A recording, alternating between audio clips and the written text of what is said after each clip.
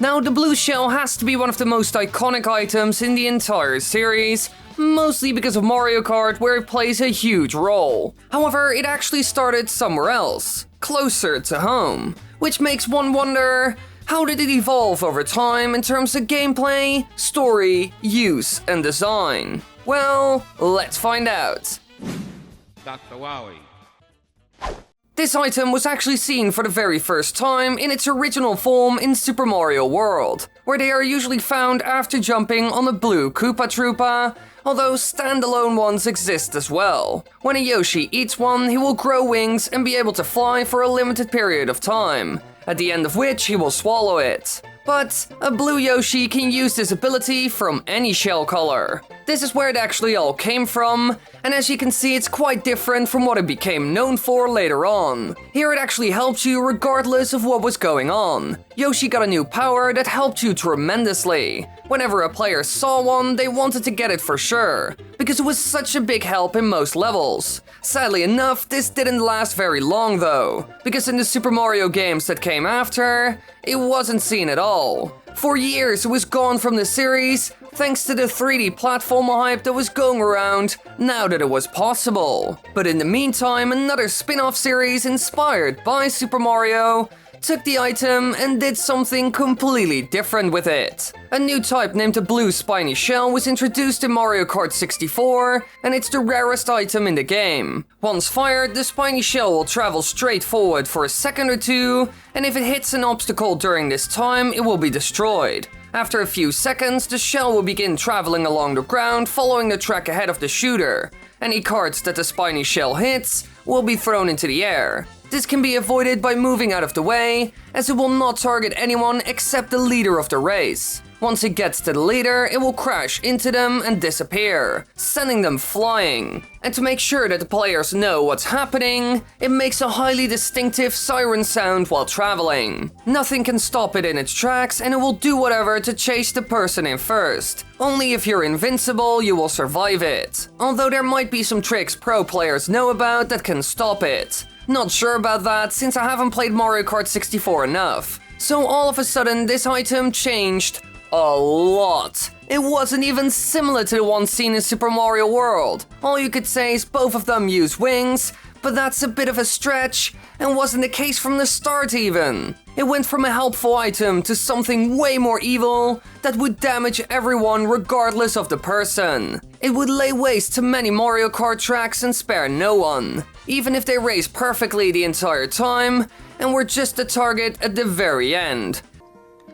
Hello, darkness, my old friend. So with this new variation of the item, it became the devil itself. It went from being loved to feared, all of a sudden. Thanks to this, the item also became popular, so of course it was seen in the next Mario Kart, and the one after that, and of course that one. Almost all of them basically. It was gone from the main series for such a long time, so it became more well known as the spiked def seen in Mario Kart games than any useful item in a Super Mario game. Overall, it didn't change too much. There was only one quite big redesign seen in Mario Kart Double Dash for the Gamecube. It is a standard item that any player in 4th place or lower can obtain, and in this game the shell appears with a pair of wings that allows it to fly instead of slide over the ground, which lets it skip any obstacle found in the course, making it even more dangerous than it already was. And another thing that makes it even more scary is the new little trick at the very end of it all. This is the first game where the spiny shell explodes on impact and throws the racer up into the air, also causing their cart to backflip. The one in first takes a giant hit and will also lose all the items they had at the time, putting them at a huge disadvantage. However, they could use the blast to hit other players nearby, giving them the same treatment, which makes it even more devilish. This version of the blue shell was seen the most in the Mario Kart series from now on, with some minor changes here and there. But at some point it returned to the Super Mario series itself, thanks to the revival of the classic 2D side-scroller with New Super Mario Bros. In the first game, it is seen once again after all that time, and this time as a power-up. You turn into a shell version of yourself when ducking, making you invulnerable to almost anything, and can also shell dash, allowing you to complete tasks that would normally require a thrown Koopa shell to achieve. And some other minor things is increased swimming, which can certainly be handy, but it isn't the main focus. Now this is quite an insane switch in idea compared to the Mario Kart games, showing that Nintendo clearly sees them as two different things. Which is good, because then there will be no confusion when it comes to the ideas behind them. Which kind of happened with the Super Mushroom, who could do anything basically. I made a video about that before, so I will link it in the upper right corner so you can watch it later. And also... like and subscribe, like and subscribe, like and subscribe, like and subscribe, like and subscribe, like and subscribe. So now it turned into a useful item for our Italian mustache man, however it didn't really stay this way. Well, not really. It was barely seen and was basically used for little bits and bobs in certain games, but nothing else.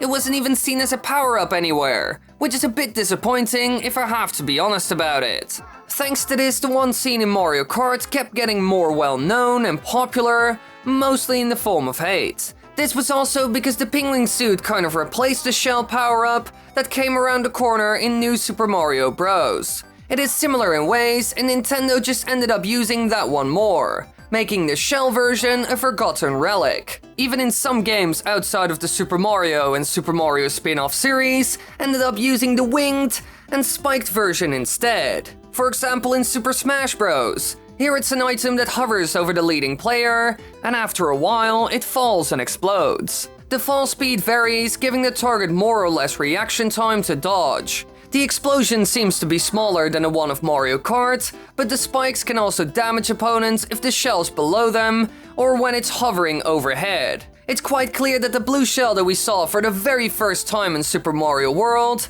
is long gone and the new king is on the throne. Now what will happen in the future is unknown. So maybe, one day, the blue shell will return in a similar role to the one seen in the past. Hey you there, thank you for watching this video, you're really lovely. Yay, click subscribe and click the bell and watch more videos. Thank you, that's very sweet of you.